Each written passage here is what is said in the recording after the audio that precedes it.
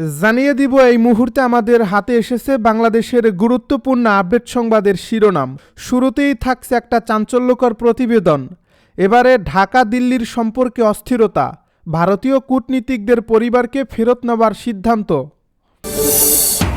এবারে থাকছে রাতেই সিলেটে যাচ্ছেন তারেক রহমান, সকালে যোগ দেবেন নির্বাচনী জনসভায়। আরও জানাবো তারেক রহমান নির্বাচনী প্রতিশ্রুতির লঙ্ঘন করেছেন দাবি নাসিরুদ্দিন পাটোয়ারির। এদিকে জিয়াউর রহমানকে হত্যার মাধ্যমে বিএনপিকে ধ্বংসের চেষ্টা করা হয়েছিল দাবি বিএনপি নেতা খন্দকার মোশাররফের। সব শেষে জানিয়ে দিব ত্রয়োদশ জাতীয় নির্বাচনে প্রতিদ্বন্দ্বিতায় প্রায় 2000 প্রার্থী। এতক্ষণ শুনছিলেন হাতে থাকা আপডেট সংবাদের শিরোনাম, এবারে বিস্তারিত। তবে তার আগে অনুরোধ রইল ভিডিওটিতে একটি লাইক এবং কমেন্ট করে জানিয়ে দিন ভিডিও সম্পর্কে আপনার মূল্যবান মতামত। আরও জানিয়ে দিন ভিডিওটি কোথা থেকে দেখছেন বা কোন জেলা থেকে দেখছেন। ঢাকা দিল্লির সম্পর্কে অস্থিরতা, ভারতীয় কূটনীতিকদের পরিবারকে ফেরত নেওয়ার সিদ্ধান্ত।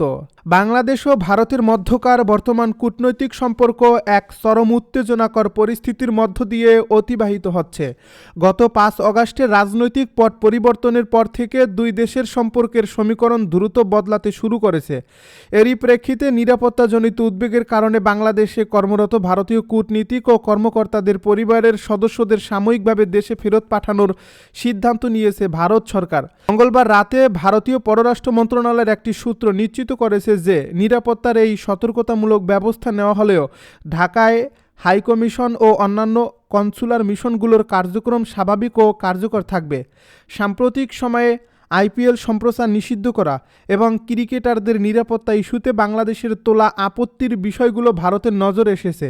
এছাড়া দিল্লিতে অবস্থানরত বাংলাদেশের ক্ষমতাচ্যুত প্রধানমন্ত্রী শেখ হাসিনাকে দেশে ফিরিয়ে আনার আইনি প্রক্রিয়া এবং সেখান থেকে তার দেওয়া বিভিন্ন রাজনৈতিক বক্তব্যকে কেন্দ্র করে দুই দেশের সম্পর্কের টানাপোড়েন এখন তুঙ্গে। একদিকে সংখ্যালঘুদের অধিকার নিয়ে ভারতের উদ্বেগ, অন্যদিকে বাংলাদেশের পক্ষ থেকে সার্বভৌমত্বের প্রশ্ন, সব মিলিয়ে এক অস্থির পরিবেশ বিরাজ করছে, যা প্রায় রাজপথের বিক্ষোভ ও মিশনের সামনে ধস্তাধস্তিতে রূপ নিচ্ছে। এই নিরাপত্তা পরিস্থিতির পরিপ্রেক্ষিতে সতর্কতামূলক ব্যবস্থা হিসেবে মিশন এবং পোস্টগুলিতে কর্মরত কর্মকর্তাদের পরিবারবর্গকে ভারতে ফিরে যাওয়ার পরামর্শ দেওয়া হয়েছে। তবে ভারতের পক্ষ থেকে আশ্বস্ত করা হয়েছে যে এই সিদ্ধান্তের ফলে বাংলাদেশে তাদের কূটনৈতিক কার্যক্রমে কোনো ব্যাঘাত ঘটবে না। অন্যদিকে বাংলাদেশও ভারতীয় মিশনগুলোর সামনে একাধিকবার বিক্ষোভের ঘটনা ঘটেছে, যা পরিস্থিতিকে আরও জটিল করে তুলছে। রাতেই সিলেটে যাচ্ছেন তারেক রহমান, সকালে যোগ দেবেন নির্বাচনী জনসভায়। হযরত শাহজালালের মাজার জিয়ারত ও নির্বাচনী জনসভায় যোগ দিতে 2 দশক পর বুধবার সিলেটে যাচ্ছেন বিএনপির চেয়ারম্যান তারেক রহমান। এদিন রাত 8টা 15 বিমানযোগে সিলেটে পৌঁছানোর পর রাতেই শাহজালালের মাজার জিয়ারত করবেন তিনি। পরবর্তীতে বৃহস্পতিবার সকালে সিলেটের আলিয়া মাদ্রাসার মাঠের জনসভায় অংশ নিয়ে আনুষ্ঠানিকভাবে নির্বাচনী প্রচারণা শুরু করবেন বিএনপি চেয়ারম্যান। বুধবার এক সংবাদ সম্মেলনে বিএনপির নির্বাচন পরিচালনা কমিটির মুখপাত্র ও বিএনপির চেয়ারম্যানের উপদেষ্টা মাহদি আমিন এসব তথ্য নিশ্চিত করেছেন। সংবাদ সম্মেলনে তিনি জানান, বিএনপির চেয়ারম্যান তারেক রহমান নির্বাচনী প্রচারণা সিলেট থেকে শুরু করবেন। আজ রাত 8টা 15 বিমানযোগে তিনি সিলেটে পৌঁছাবেন। এরপর গভীর রাতে হযরত শাহজালালের মাজার জিয়ারত করবেন।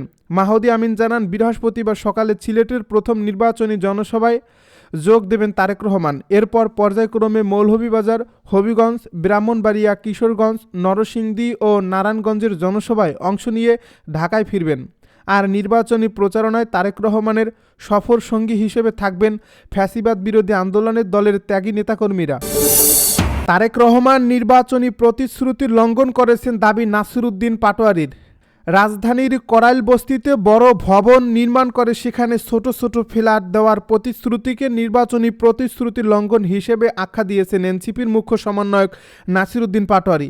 বিএনপির চেয়ারম্যান তারেক রহমানের দেওয়া ওই প্রতিশ্রুতির সমালোচনা করে তিনি নির্বাচন কমিশনের ভূমিকা নিয়েও প্রশ্ন তুলছেন। বুধবার ঢাকা বিভাগীয় কার্যালয় থেকে ঢাকা 8 আসনে এনসিপির প্রার্থী হিসেবে শাপলাকলি প্রতীক পাওয়ার পর সাংবাদিকদের সঙ্গে কথা বলেন নাসিরুদ্দিন পাটোয়ারি। সেখানেই তিনি এসব অভিযোগ করেন।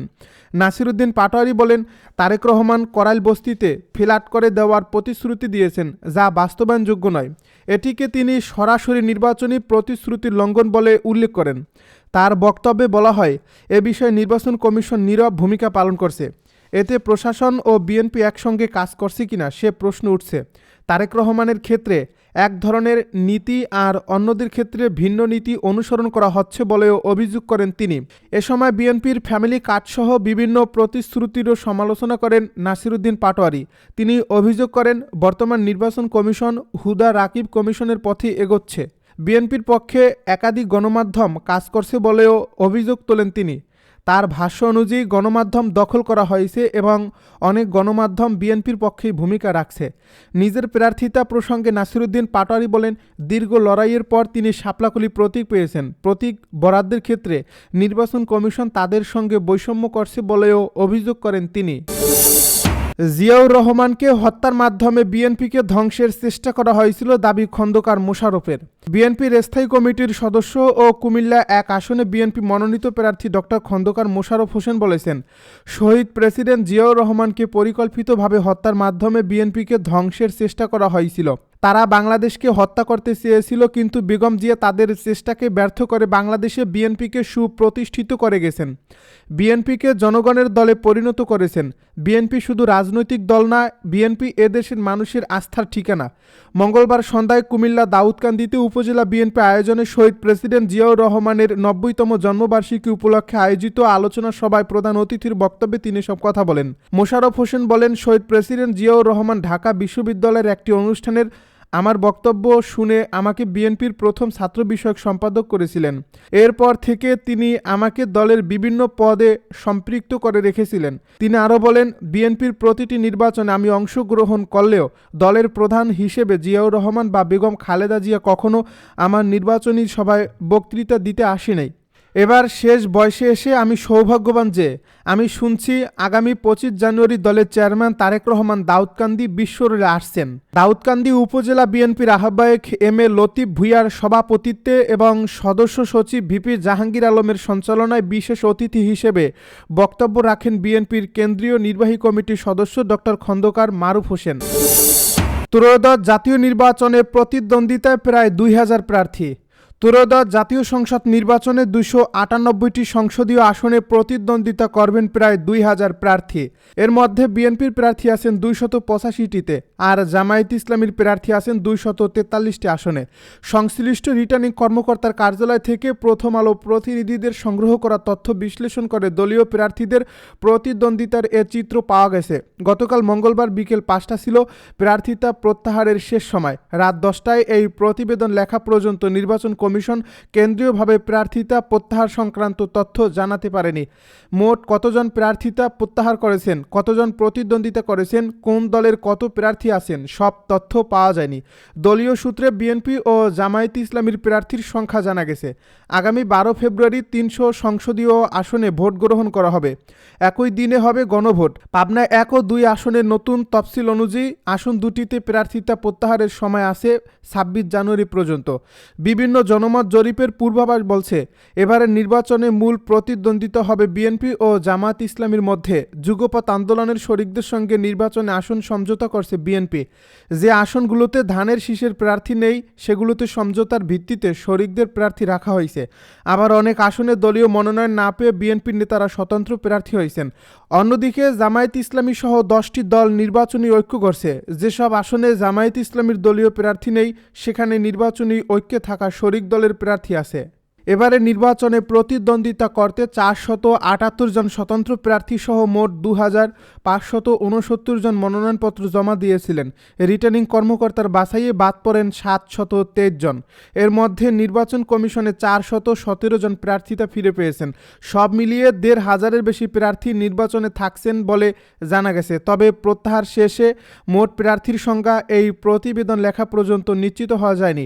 প্রথম আলোর প্রতিনিধিদের পাঠানো এই তথ্য অনুযায়ী 273 আসনে চূড়ান্ত প্রার্থী আছেন 1667 জন।